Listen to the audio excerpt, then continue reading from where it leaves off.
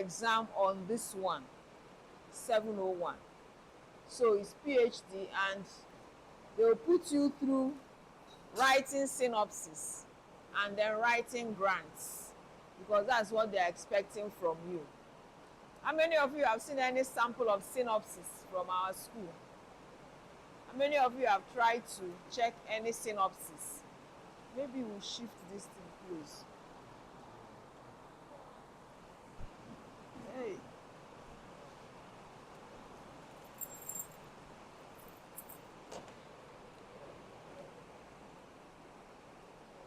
How many of you you've not tried to see what a synopsis looks like before?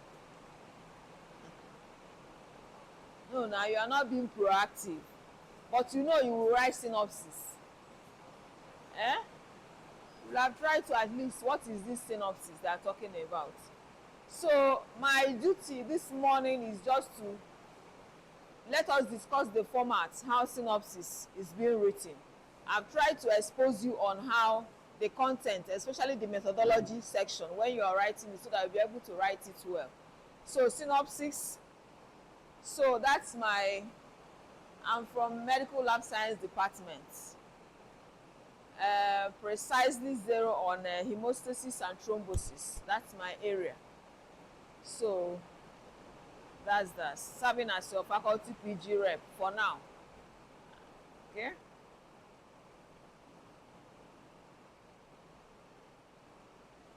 Okay, next slide.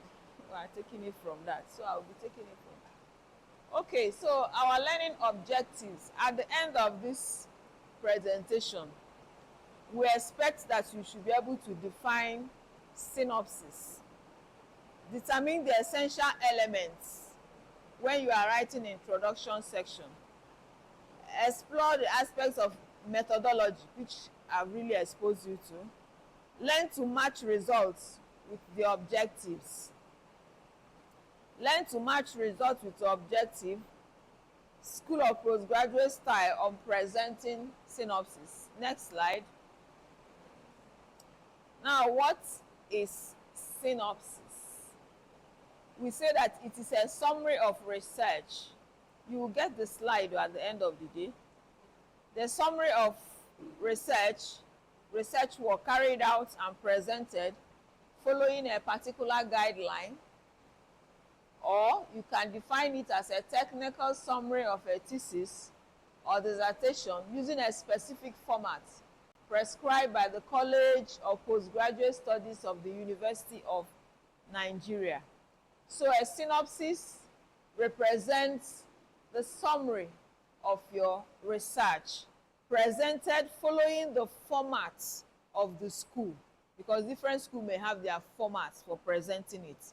So here you summarize your research following the format prescribed by the School of Postgraduate Studies, College of Postgraduate Studies, University of Nigeria. Next slide. So introduction, key points. Undoubtedly, a research student must have acquired reasonable results, if not all results, before embarking on synopsis. So as I was saying yesterday, that after your post-field means you've concluded your research work. Now in writing your research, why we say immediately after your post-field, write your synopsis, because it's something that undergoes some processes, so that it's not after post-field and you want to do external defense, you start writing your synopsis. Because before you go in for external defense, before they register you or put up your details for external defense, you must get an approval for synopsis from the PG school. So if after your post-field you now spend some time, waste some time, and it's now time for external defense, you now start rushing synopsis, it may delay you, because the process is quite elaborate. You write it and present it to the university. and the university you're presenting it to during the defense of the synopsis, you're defending it to a lawyer is there, somebody from business faculty is there, somebody from surveying is there, and it's what you wrote that the PG rep will carry and go and start defending.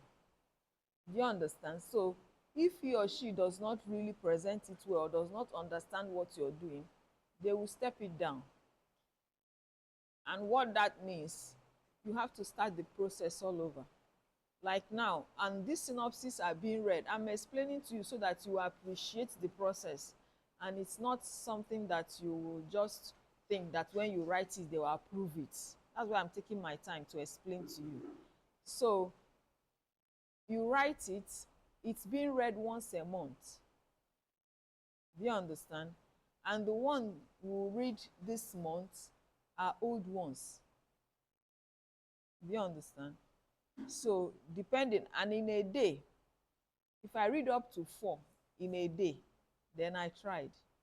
Because maybe you read 1 or 2, the next person from the other faculty will read, the other person from the other faculty will read, depending on whether it's approved or not. Do you understand the process? So at the end of the day, your faculty rep may go there to present synopsis. Your own may be on the list and may not be presented. So if you appreciate what I'm trying to tell you now, you make sure that immediately after you finish your post field, you defend your post field in your department, write your synopsis and submit, so that that process will be going on while they are filing candidates for external defense. So, and it's a requirement that must be on your table before external defense, plus the abstract presented, plus the published paper. These 3 things must be available before you go for external defense. Do you understand? So bear that in mind. So we say that undoubtedly a research student must have acquired reasonable results, if not all results, before embarking on synopsis writing. Written synopsis must be presented to a college postgraduate study committee for consideration. It's just that presently now we do it here within all the faculties that are in UNEC, but previously it goes to Nsukka, every faculty in the whole university. So it was very tedious, but they've stepped it down that we can be doing here, but at the same time we are presenting to all the faculty here. So synopsis, written synopsis must be presented to the College of Postgraduate Study Committee for consideration. Successful synopsis means the title of the thesis will be approved. So that after your post field, you've written your synopsis and the School of Postgraduate Studies have approved it, so that if there's any correction, you effect it in that final one, so that there won't be any discrepancy between the title that was approved by the college board and the one that maybe external examiner is trying to. So both titles must be the same. All right, next page. So this section, this synopsis we are talking about, synopsis, so that's a mistake in that spelling, is synopsis, has sections: preliminary student particulars, body of synopsis following the introduction, methodology, results. So after the preliminary student particulars, there's a section of it where you detail your particulars, then the introduction section, the methodology section, and the results section. Next. So the next slide. Preliminary student particulars, sample of particulars. This is how it looks with the font size, and I think all those ones will still come at the body of the lecture. We have the font size, that is the font size and the spacing you must follow to write it. So University of Nigeria Nsukka, the font size there is 14, that 14 that is written by the side there. Okay. Then College of Postgraduate Studies, the font there is 12. Application for approval of title of thesis, the font there is 11. You see how the thing is varying. So you also write it on that sequence. Then the name of the students, you can see the surname in capitalized, then with a comma. You must follow all those nitty-gritty. Then registration number, you can see how we write PhD. I think they are following a British method, PH.D, and not PhD like America. So they prefer this style. Then the department, the faculty, the degree in view, expected year of graduation. Even if you are expected to have graduated last year, but you are submitting that synopsis now, you write this year. Then proposed title of thesis, then synopsis as it's written. Next slide. So you can see a written synopsis here. You can see how it appears, those student particulars we are talking about. Okay, next slide. Okay, title of thesis. What are they expecting? That the title of thesis should not exceed 25 words. The title should capture the subject matter. Students should work with the supervisor on the choice of title where applicable. You've seen the reason, so that at the end of the day, the external examiner may not have to shift it from what is approved. So the introduction section, that is all about the students' particulars. Okay, the next slide. The introduction section.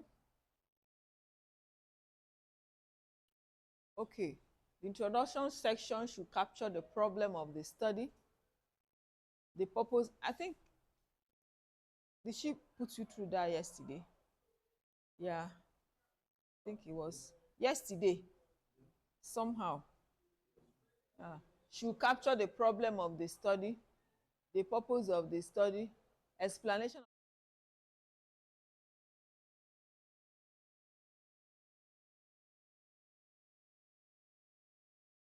He was telling you people yesterday.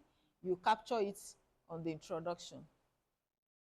Then aim and aims of the study, specific objective, not less than 4. And you know that specific objective can stand alone as a paper. They can stand alone as a paper. So in writing your synopsis now, the specific objective should not be less than 4. To be on the safe side, we will normally advise them, make it up to 5 or 6, that will stand alone on their own, because sometimes when you're defending it, they will tell you this one is not an objective. They knock it down. So if they continue to remove and it becomes less than 4, they will say represent. Do you get that?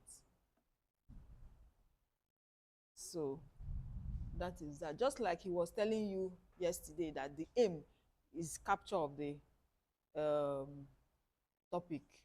The aim exactly is a capture, is a rephrasing of the topic. Yes, if you take it that style, it's very good. Okay. So in the section method, he has put you through that biostatistics method. Let's take it one by one. The method should capture the research design. You did research design yesterday? Okay, no. Okay. Should capture the research design. So you go and read the various research designs we have. You must capture the research design. Just like, for example, the study adopted a cross-sectional research design. That will be the first statement in your methodology section. The study adopted a cross-sectional design, a cross-sectional research design. The area of the study, another thing, the geographical area where you studied, and then must be in the methodology. Then the population you studied, the total population. You were discussing this thing yesterday. The population you studied, the population you want to study, let's put it like that. And then the sample size you eventually studied. Then how did you arrive at that sample size you studied? Then what is the power of that study? Do you understand what I'm trying to say? So you must, if you say you studied a patient in UNTH, what is the population of the patient in the first instance? Now, you were able to study like use 30. as the people you actually collected sample from. So what is the justification for that 30? The sample, do you understand? Those things he was telling you yesterday. So you have to put it clearly so that if a lawyer is reading it, he won't have any, he'll be clear about what you're saying. You must bring out that thing out for a layman to understand. For sometimes they do cross-sectional in physical sciences, they call it survey. Do you understand? And they were insisting that we will write survey. I say, no, here we call it cross-sectional.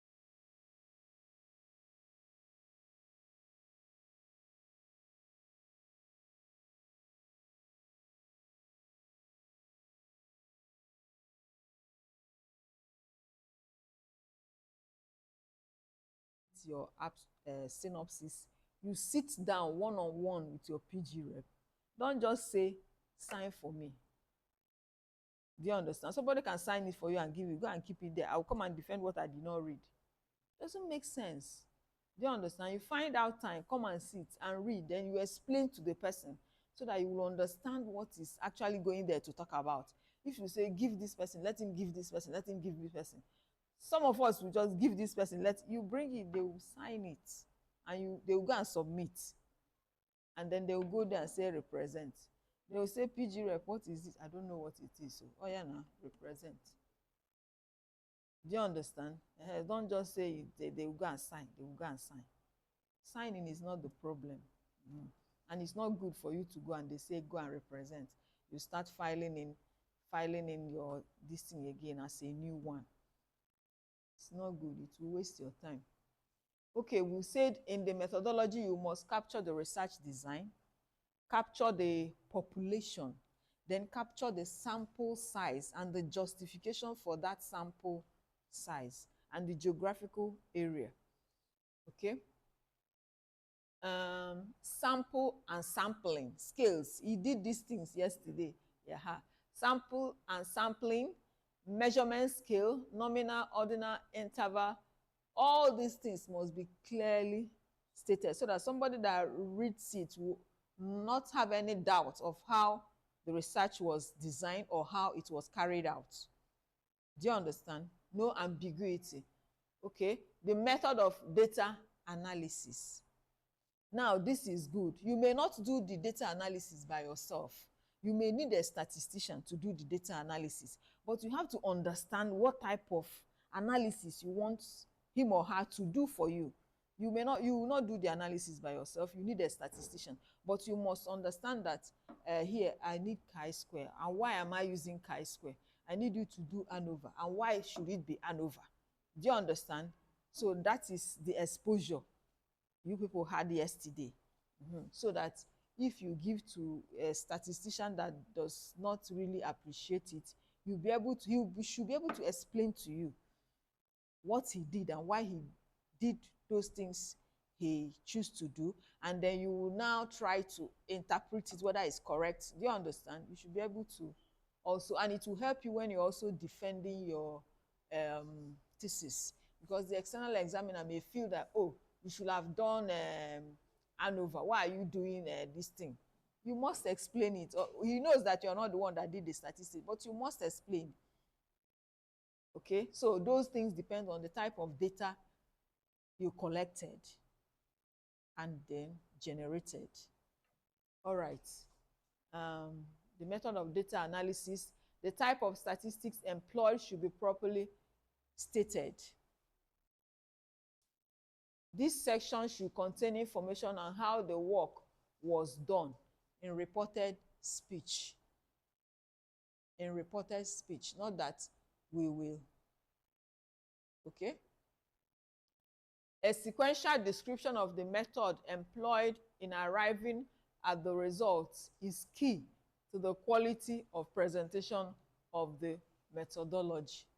So somebody that reads your methodology should not be in doubt of where the study was carried out, the population, the sample size, the justification for that sample size, the analysis that were done, and why that is Because when the person now look at how you did the sampling and now comes down to the analysis section, you'll be able to relate whether two of them correlate.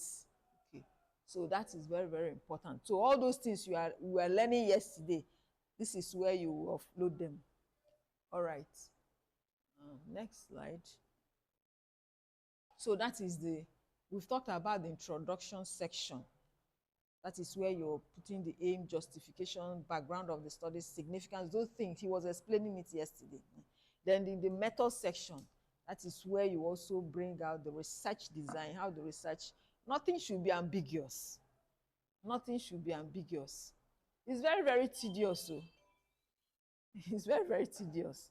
Sometimes they say, this woman have come again, allow her to go. Because I will not step down. You will step down. So I want the student to really understand what is happening. All right. Results section. Major finding or results should be presented following the specific objective as itemized in the introduction section.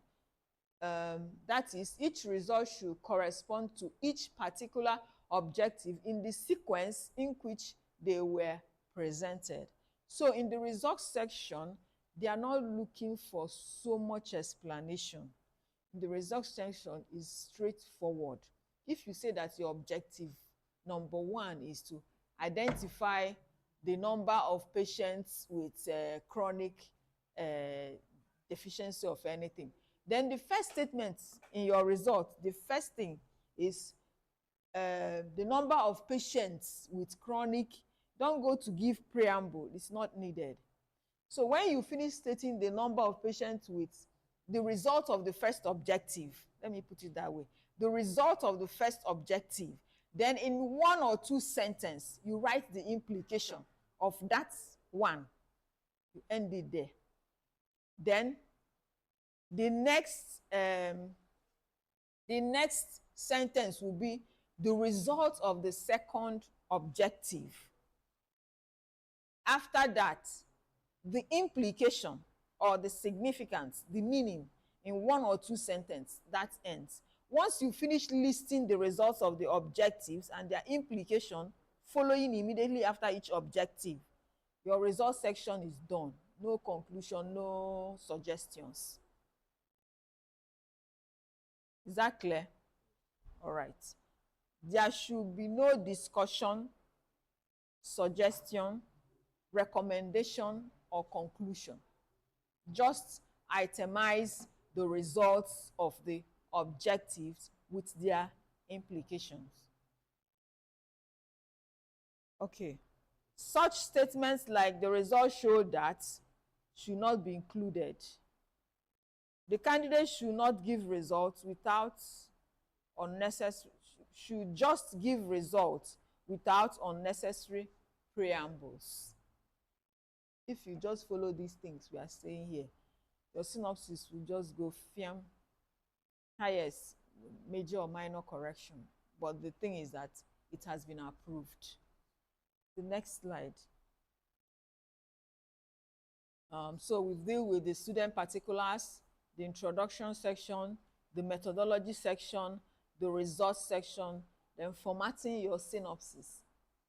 Okay, formatting your synopsis. So we are looking at how the contents, the font type, Times New Romance. If the title of the thesis exceeds a line, there is no space in between the stem and the run-on line.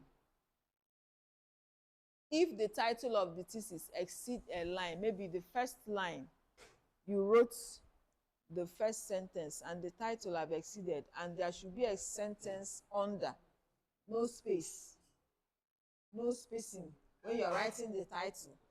Yeah.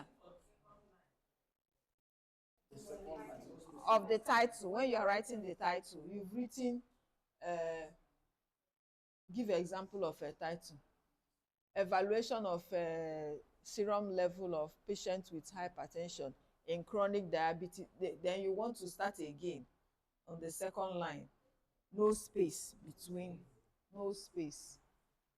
Preliminary pages particulars should be in upper and lower case letter. Preliminary pages particular, okay, just like the surname is in capital, all capitalized, and the other names, small letters with the first letter capitalized.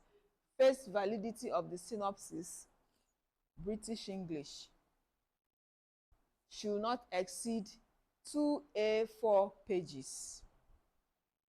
So all these things we are talking about, even down to the signatory, is just 2 pages. 2 A4 pages. Okay, just the same thing here. Eh? Is it back and front or just front? Do they write back and front? No, it will contain. It will contain. Yeah. So the next slide, you showed it. So the font size, we are talking about formatting now. The font size, I can't see that very well. The font, okay, go back. Okay, University of Nigeria Nsukka 14. College of Postgraduate Studies 12. Application for approval of title of thesis 11. What is the other one? Okay, from application to the end 11. Next slide. So that is what we line spacing. This one is line spacing now. Between UNN and CPGS, single line. Between CPGS and application for approval, double line. Between the application and the student particulars, double line. Student particulars, when you are now writing your particulars, is 1.3, 1.3 spacing. Title of thesis, single line. Between the title and synopsis, double line. You will see it. Between synopsis and introduction, double line. Between introduction and the first line of introduction, that's, you write introduction as a topic, then the first line of that statement, 1.3. Between the last line of introduction and methodology, double line. Then between methodology and the first line of methodology, that is writing methodology as topic and then writing the actual methodology, is 1.3. Between the last line of methodology and results, double. So you follow that sequence. Margin 1 inch side. So it's a technical stuff. Impression. UNNCPG application bold. You know what that means? You bold it. The left-handed side of student particulars, bold. The right-hand sided of student particulars, normal. Synopsis, introduction, methodology, and results, you bold it. The student's surname should be in uppercase. There should be no full stop at the end of the title. There should be no colons on the left-hand side of the student particulars. The study should be reported in the past tense. Note: answers to research questions should be supported with appropriate descriptive statistics. You know what that means. Hypothesis tested should be supported with appropriate statistical result reflecting the pre-elected probability level. Results should not carry recommendations, suggestions, or conclusions. The designation of the signatory should be bracketed. We will see the signatory at the end. The entire text should be justified and should not exceed 2 pages on A4 paper. The next slide. So you can see the signatories, the student's name, in brackets. Okay? Then the dates. Supervisor in brackets. Then you write the supervisor signature and date. Head of department, the date. faculty, PG rep, then the date. These are the signatories. All these people will sign your synopsis before it's being submitted with a forwarding letter. Thank you. The next slide. So you have to keep calm and write a synopsis. Don't be in a hurry. Okay?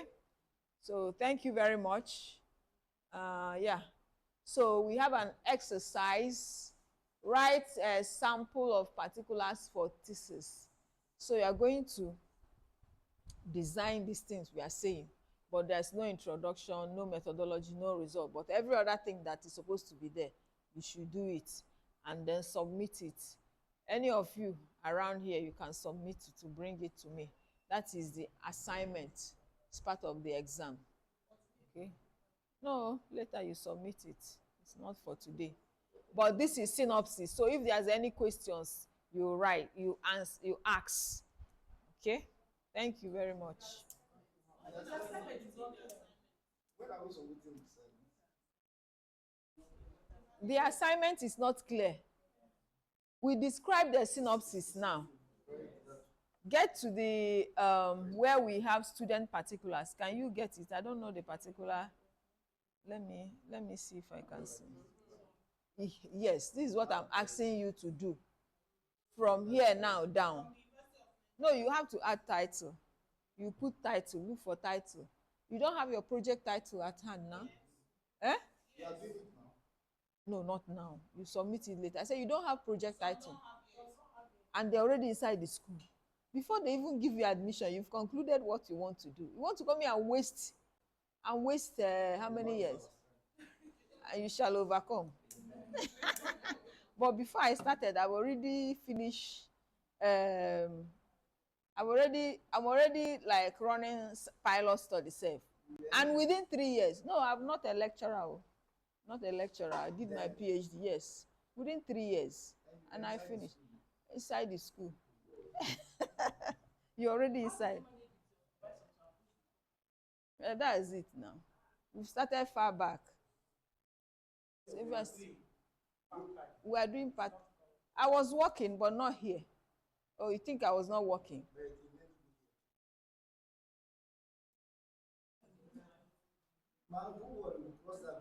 Cross it fast. Oh. So this is what I'm expecting you to do now. Both those online, they should do. No, you type, set it with all the. Do you understand it now? So this is what we're expecting. Then you just leave. Introduction will be empty, methodology will be empty, result will be empty. Then the signatories, you also put them down. It's just that it doesn't have content of introduction, no content of methodology, no content of result. But every other thing will be captured with the signatories. But they will not sign it. Yes, yes. Then the signatories, you write them, although there won't be signatures there, but the names will be there. You can sign, good. If you have body for it, you put proposal. No, it's not proposal. Now, synopsis is not proposal. Yeah.